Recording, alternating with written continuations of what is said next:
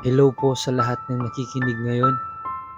Ako nga pala si Leia at gusto kong ibahagi sa inyo ang isang kwento ng pag-ibig na nagsimula sa isang bagay na hindi mo aakalaing magiging parte ng love story ng kahit sino. Isang sirang armchair. First day of class po noon, Kuya Tor. Gaya ng inaasahan, late na naman ako. Wala akong ibang masisi kundi ang alarm clock kong mas malakas pang matulog kaysa sa akin. Pagdating ko sa classroom, puno na lahat ng upuan. Napaikot na ako ng tingin, nagbabaka sakali na mayroong milagro. Isang bakanting armchair na naghihintay lang sa akin. At ayun nga, meron nga. Pero, wow, ang swerte ko naman.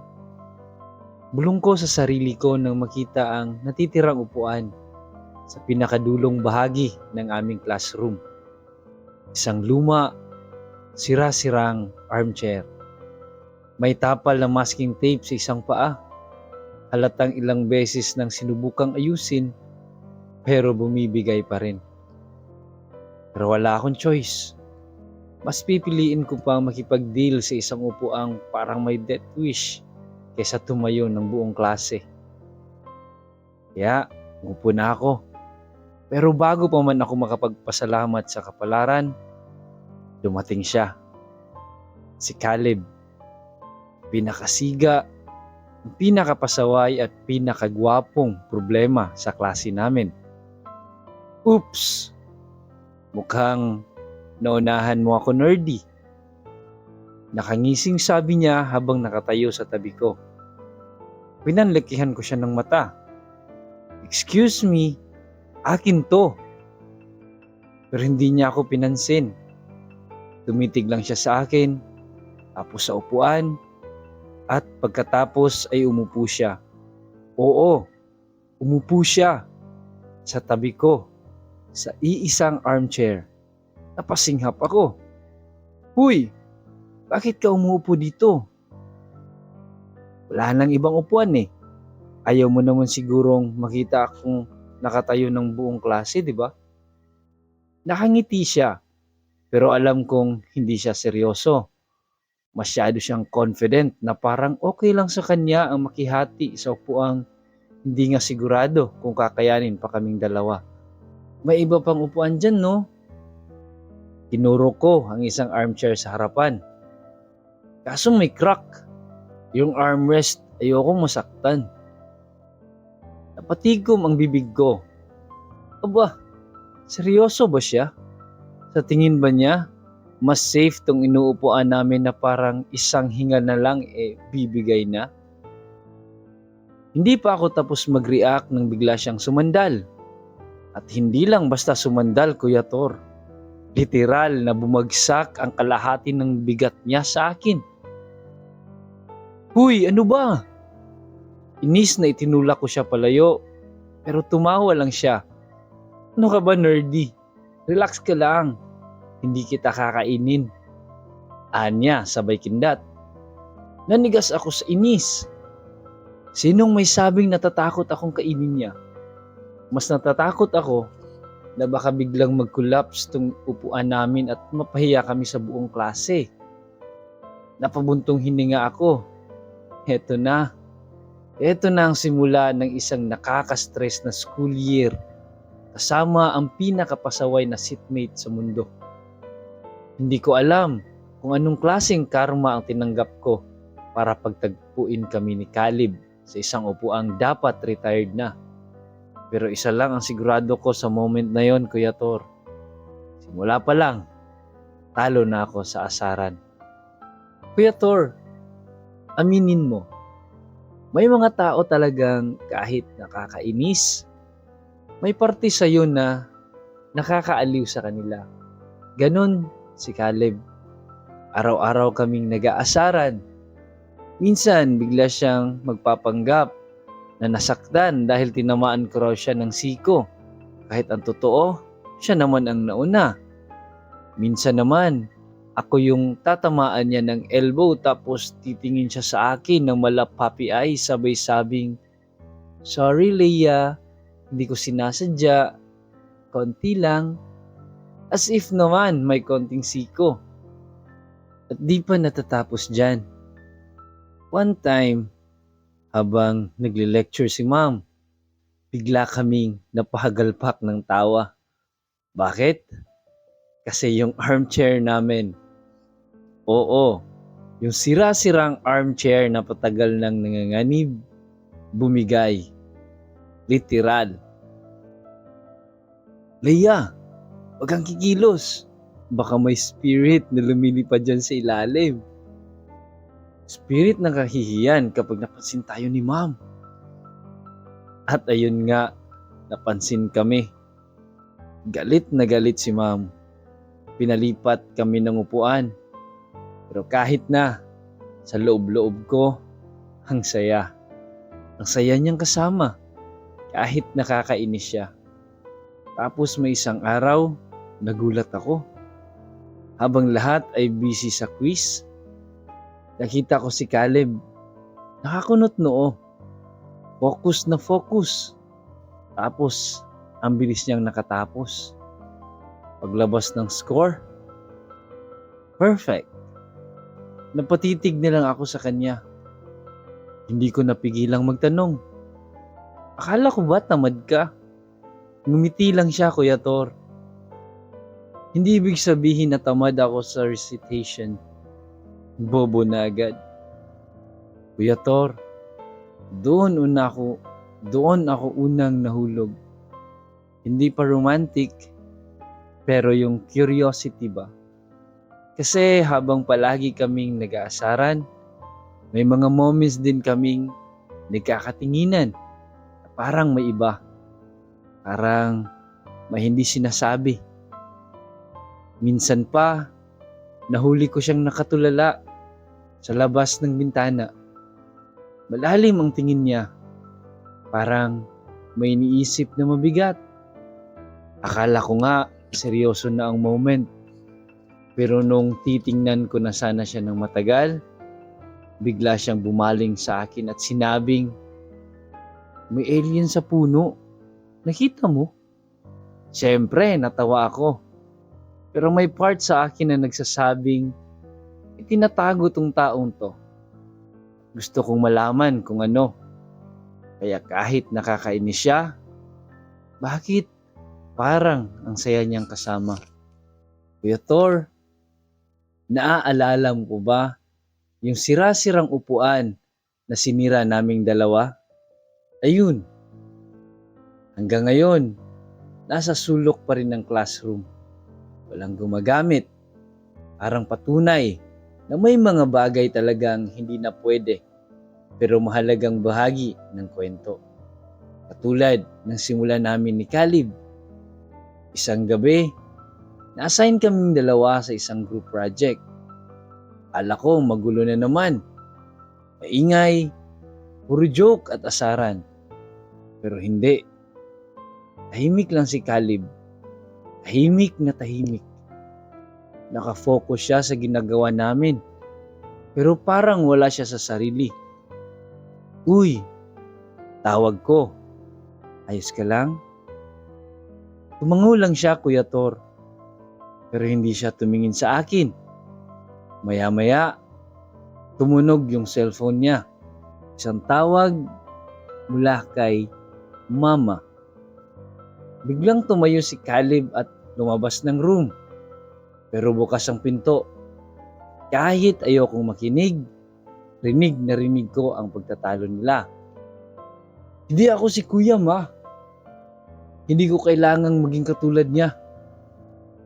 Sige, ako na naman. Ako na naman ang palaging kulang." Sobrang lakas ng boses niya. Sobrang sakit pakinggan. Nang bumalik siya, parang wala lang. Naupo ulit sa tabi ko. Tinuloy ang ginagawa namin. Pero kita ko sa mata niya, mapupula. Halatang pinipigilan niya yung luha. Tumingin siya sa akin. Napansin niya sigurong nakatingin ako, kaya ngumiti siya. Huwag mo akong tingnan na parang kawawa ako, Nerdy. Di bagay sa'yo. Sabay kindat. Pero Kuya Thor, yung ngiti niya, hindi na katulad ng dati. Hindi na yung pilyong ngiti. Yun yung ngiting pilit.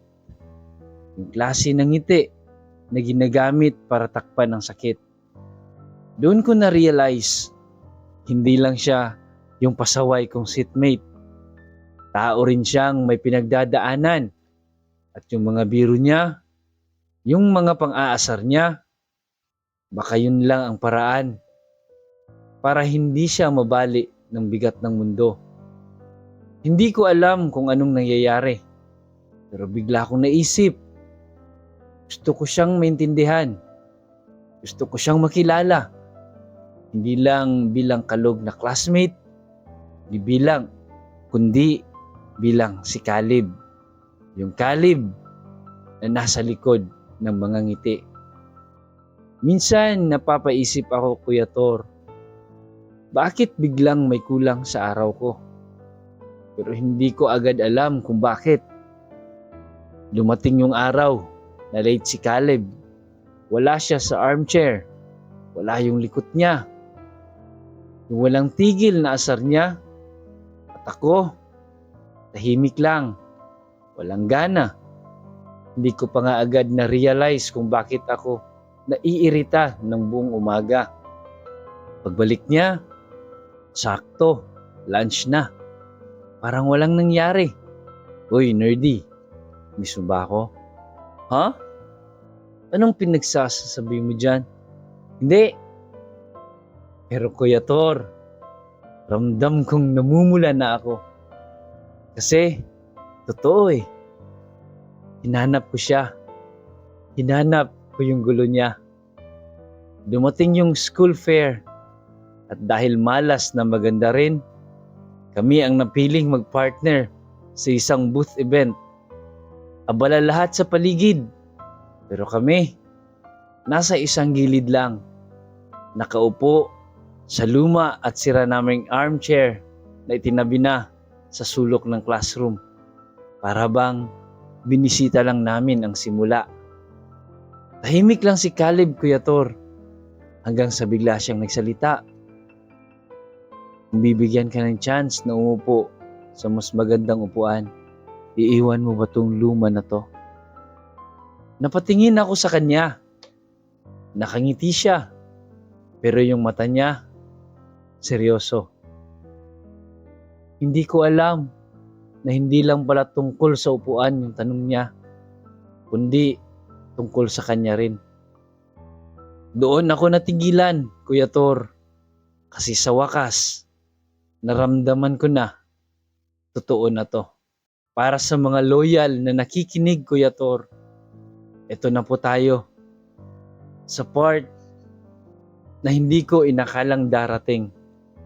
Yung parte ng kwento kung saan hindi ko alam kung maiiyak ako o tatawa sa kabubuhan ko. Pero sige, ikukwento ko pa rin. Kasi baka sakaling may matutunan din kayo. Tulad ng natutunan ko. Alam niyo yung feeling na akala mo ang saya-saya na? Na parang unti-unti mo nang nauunawaan ng isang tao. At masaya ka. Kasi kahit papaano, napapalapit na siya sa'yo. Pero isang araw, may nangyari. Wala akong kaalam-alam na may isang estudyante pala na nakarinig sa usapan ni Caleb at ng mama niya sa may likod ng building. Hindi ko alam kung sinadya o tsismosa lang talaga. Pero ilang araw lang, kumalat agad ang balita. Uy, narinig mo? Si Caleb pala, may gulo sa pamilya. Kaya pala ganyan yan eh. Lagi na lang nagpapatawa. Pampatago lang daw niya yun. Parang binubuhusan ako ng malamig na tubig nang marinig ko yun, Kuya Thor. Yung usapan na yun sa koridor. Gusto kong tigilan sila. Gusto kong ipagtanggol si Caleb, pero hindi ko alam kung paano. Kinabukasan, hindi na siya pumasok. Wala nang nagbibirong pasaway na seatmate sa tabi ko. Wala nang, "Huy, nerdy, good morning." Wala na yung kakulitan na bumubuo ng araw ko. Lumipas ang ilang araw, wala pa rin. Hanggang sa nalaman ko, lumipat na pala siya ng school. Hindi ko alam kung saan. Hindi ako sinabihan. Wala man lang goodbye. Wala man lang note. Kahit isang sulyap o message. Wala. Parang bigla na lang. Nawala si Caleb. Parang bula. At eto ako. Nakangiti sa upuan namin. Yung luma at sirasirang armchair sa sulok ng classroom. Wala nang gumagamit. Wala na kaming hatian. Bakante na. Sabi nga nila, minsan ang mga taong dumarating sa buhay mo, parang mga kwentong hindi mo alam kung kailan matatapos. Pero kahit hindi mo nakita, sa puntong ito, akala ko tapos na ang kwento namin. Hindi ko alam kung paano tatapusin to nang hindi ako napapaluha.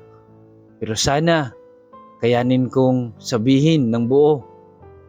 Ilang buwan na ang lumipas mula nang mawala si Caleb. Normal na ulit ang klase. May bago ng mga upuan, bagong mga kaklase, bagong routines. Pero kahit anong bago ang dumating, may isang luma pa ring bagay na hindi ko magawang kalimutan. Ang armchair na minsan naming pinaghatiang dalawa. Wala nang umuupo doon, pero hindi rin siya tinatapon ng school. Parang parte na siya ng classroom. Isang alaala na ayaw din nilang kalimutan.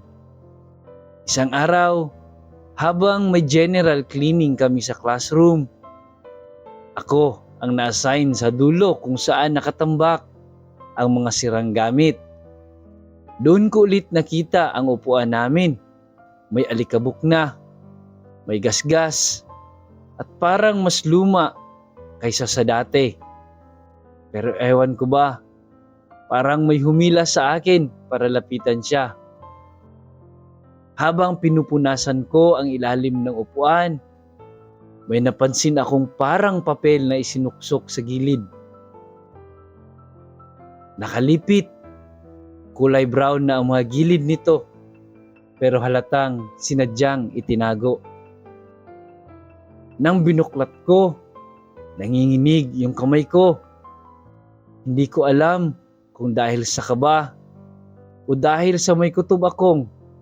Ito ang sagot sa matagal ko ng tanong kung sakali mang palitan na nila ang upuang ito.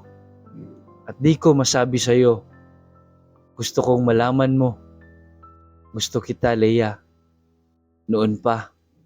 Hindi ako makagalaw. Hindi ako makahinga. Hindi ko alam kung iiyak ba ako, tatawa, o magagalit dahil ngayon ko lang ito nabasa. Gusto rin pala niya ako, pero wala na siya. At sa sandaling yon, doon ko lang na-realize, Kuya Tor, kung gaano kalalim ang epekto ng isang simpleng bagay sa buhay natin. Hindi lang pala siya lugar kung saan kami umuupo. Siya ang naging saksi sa asaran, sa tawanan, sa lihim, at sa damdaming hindi kailanman nasabi ng harapan. Minsan, hindi natin malalaman ang halaga ng isang bagay hanggang sa mawala ito.